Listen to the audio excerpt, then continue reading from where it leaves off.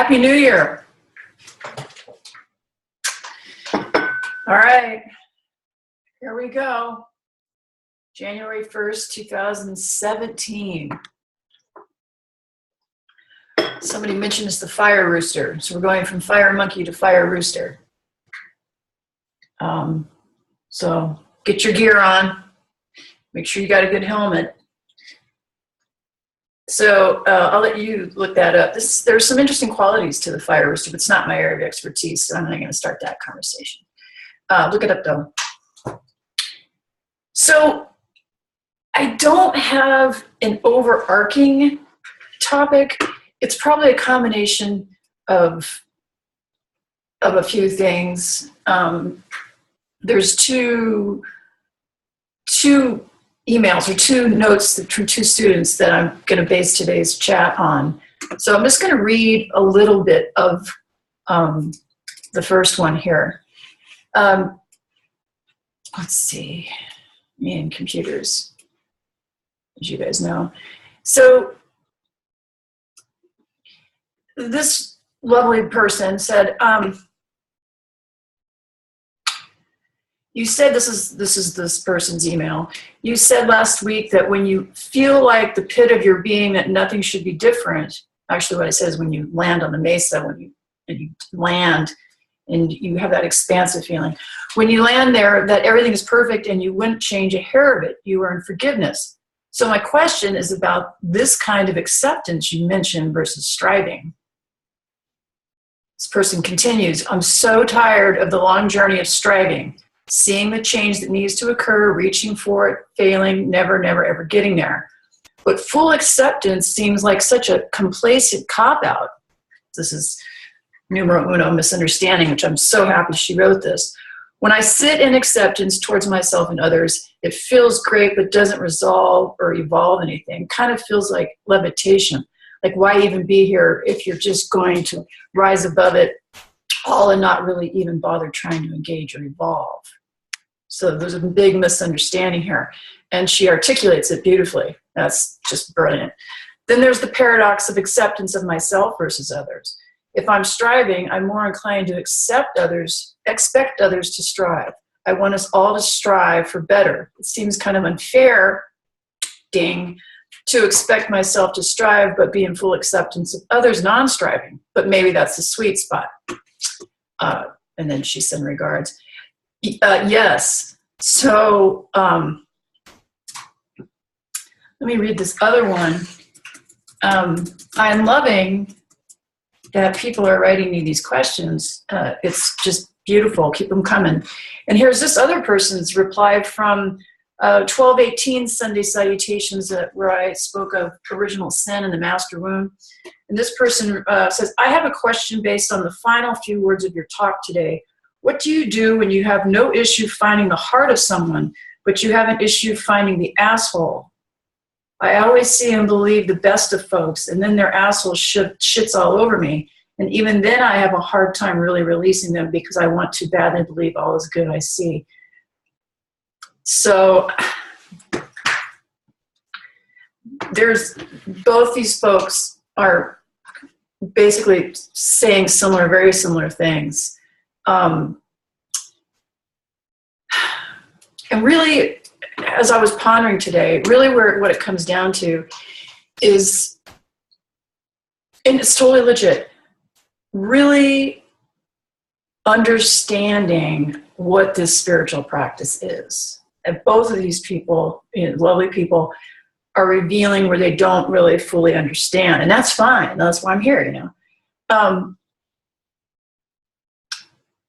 From the mystic's point of view, and I'm just getting ready to do a webinar today on this, the mystic, to step into the mystical path, which is what I'm sitting here advocating and blabbing about all the time, you've got to put down the idea that something can be better or that something is worse. Like you've got to want to put down the striving, the better, it's got to be better. Like that doesn't exist in the mystic mind. The mystic's looking for a direct experience of how things are, which is how you start deconstructing the small ego, which is what is at the heart of mystical practice, is how do I get out of the way and make more room for God, for a period. I have this prayer I like to say, less of me and more of you.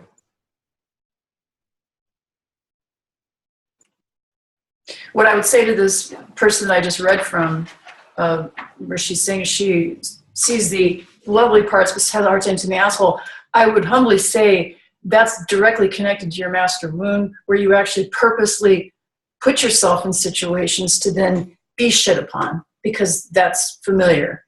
And people struggle with seeing this and accepting this, like, because the mind wants to rationalize it into, well, why would I do that? Well, why wouldn't you do that? That's what you're used to. That's what you're used to, how feeling and functioning. Of course, that's what you would do. You're recreating something that you're trying to reconcile with. And from the mystic's point of view, you've got to keep your big girl pants on or big boy pants on and go, what is this?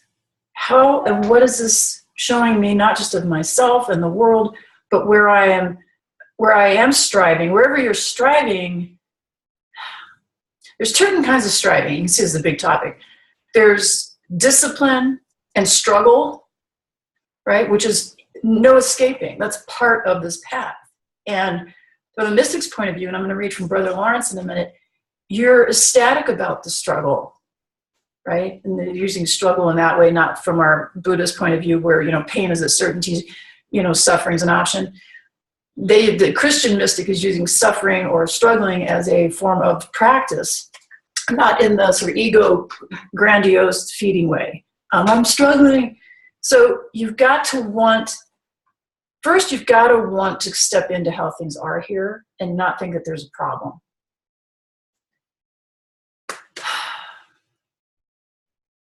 Back to this young woman. There's something fishy in what you said about, I see the loveliness and I see the positive, but that's fishy. There's something lurking in that I would ask you to reflect on. There's already something at work there. Because if that's all you're focusing on and you're not allowing the shadow part to come through, that means that you're not reconciled with that inside yourself either. You've known me for a long time, dear. So circle back through that, reflect on that tendency.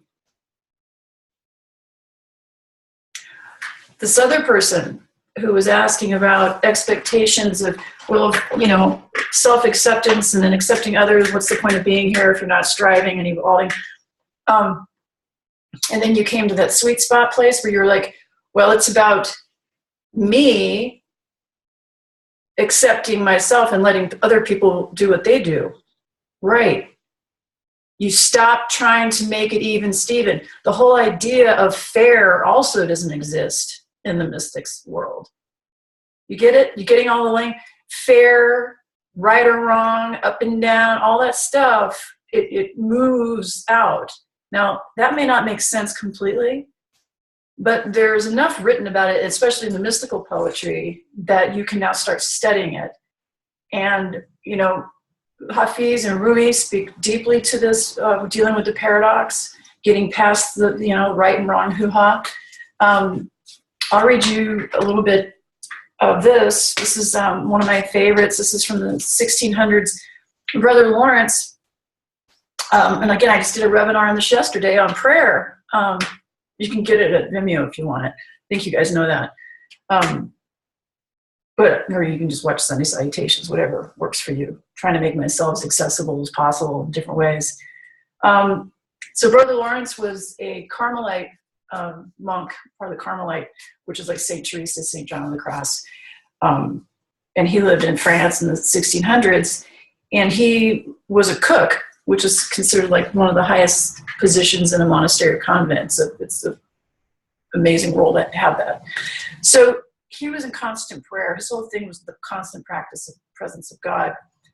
And he writes here in the 9th letter, he's a letter to a young person, we cannot escape the dangers which abound in life without the actual and continual help of God. Let us then pray to him for it continually. Now, let me stop. I think you know, someone mentioned this to me last year, and I keep musing on it. It's like, Rev Zoe, you have such a deep love of God, and that's not natural for a lot of us. And I was like, it was such a humbling moment. I was so glad he said this to me. And I'm like, wow, okay, I need to really zero in on that. And I think both of these folk that I just read from, their concerns is that they're struggling with that concept of how, like, this whole trip I'm laying down all the time. You can see I've got 1,000 balls in the air because I'm so excited. But you've got to want God. You've got to want, genuinely, I'm saying this, you've got to want to have a relationship with God directly.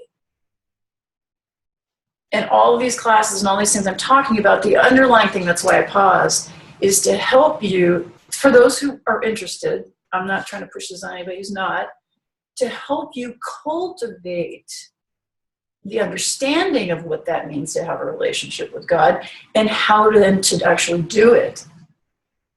Right? Because I'm glad this young man told me that. It's like, it's not normal for a lot of people.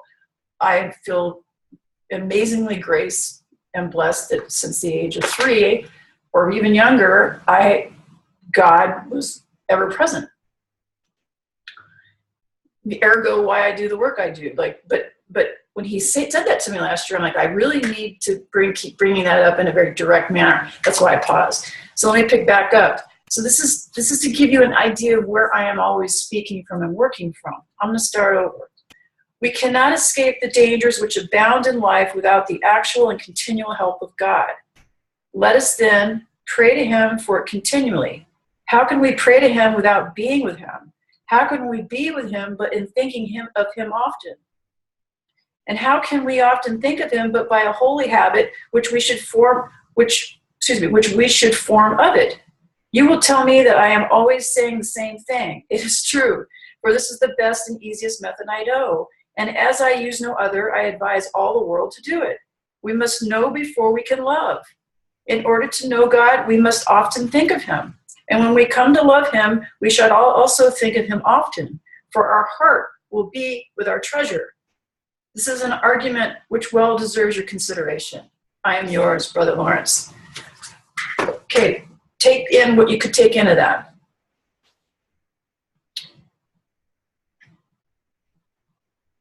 As I sit before you, that is where I teach from, that's where I speak from. It's constantly sort of the reverberation behind all the classes and all the sessions.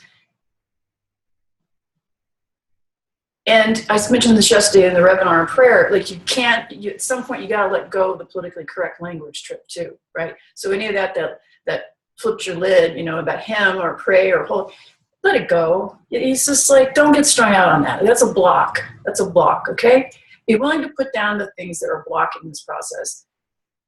Unfair, striving, evolving, the best, right or wrong, up and down, political correct language. I can't get over the fact that, blah, blah. Like, can you please do yourself a favor and let it go? And if not with me, not a problem. But I'm just trying to help you understand the blocks to developing this relationship with God. I feel like I could go on for hours on this one, but I know I'm just trying to stick with my program here.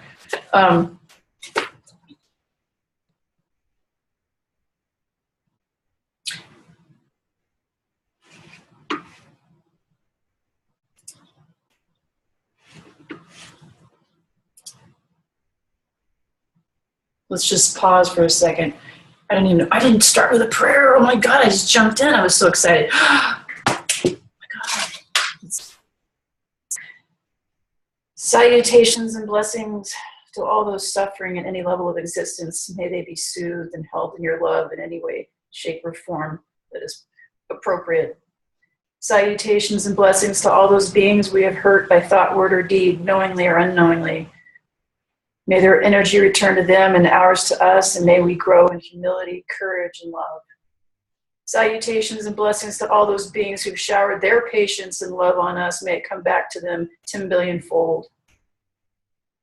Salutations to you in all your incarnation forms and powers. I salute you again and again. Hari Om Tat Sat. You are that. I just shared my prayer. It's the prayer I say every day. I don't think I've ever done that, maybe in classes. I feel that today, I didn't identify a particular topic. What I'd like it to be is an ongoing conversation. So we may have a conversation come out of this, so feel free. So I wasn't looking for any kind of closure or summation. I feel for this Sunday, maybe this is how it's going to continue. We need to, these questions that are coming to me are asking me to speak to things as they're coming. So let's keep it ... today, okay? Like no reason to feel frustrated. And if everything that we spoke today didn't make sense, ask me a question, another question. Here's just two poems real quick. Fuck it, I don't have to be quick. I can, you guys can turn this off if you want. So here's a roomster. Let's see. I'll give you, I'm gonna read you 3 shorties. This is Rumi, seeing Master Rumi. Spiritual health. A good gauge of spiritual health is to write down the 3 things you most want. If they in any way differ, you are in trouble. This is one of my favorites. Bloodsuckers from hell. Rumi, speaking to a crowd, muses, watch out for those bloodsuckers from hell, because they're everywhere. And the crowd wisely retorts, that sounds serious. What do they look like? Any hints? Are they usually disguised? Rumi again, yes, usually they are awfully tricky. How then to detect them? Well, Rumi says, well, I have noticed their eyes will narrow and their faces begin to squint like prunes if they hear good poetry. Boy, if that doesn't speak to the human animal. We're so greedy. You know, that's the other thing. I'm inviting you, those 2 lovely letters that were written to me, they're no different than everybody. I mean, they're struggling with a lot of things that we're all struggling with. But look, for this week ahead, look at where you're greedy. Because in both of those letters, those people are struggling with a certain level of greed, right? So we know what obvious greed is. But then where are we greedy, right? Where are we greedy, where we want something to look a certain way, so we cover it with our eyes and judgments, and we're greedy with our time, we're greedy with our language, we're greedy with our thoughts, we're greedy to evolve, we're greedy for fairness, look, there's a lot here to reflect on. Woo! I'm exhausted myself. Okay. Here's a lovely poem from Meister Eckhart, a mystic, St. Thomas Aquinas, pardon me. He lived in the 1200s. These guys are geniuses, right? A monk. Otherwise, the darkness. I have a cause. We need those, don't we? Otherwise, the darkness and the cold gets in and everything starts to ache. My soul has a purpose. It is to love. If I do not fulfill my heart's vocation, I suffer.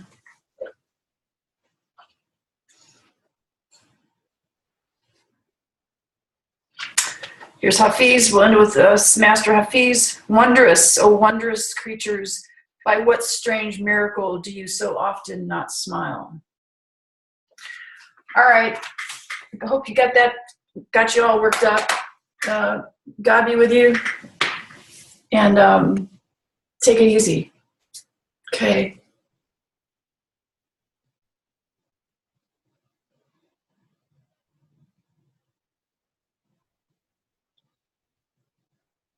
I feel like there's something else. I don't know what it is. I wish for you to be free. Another day on paradise. Here we roll. God, the older I get, the crazier I'm getting. It's all right.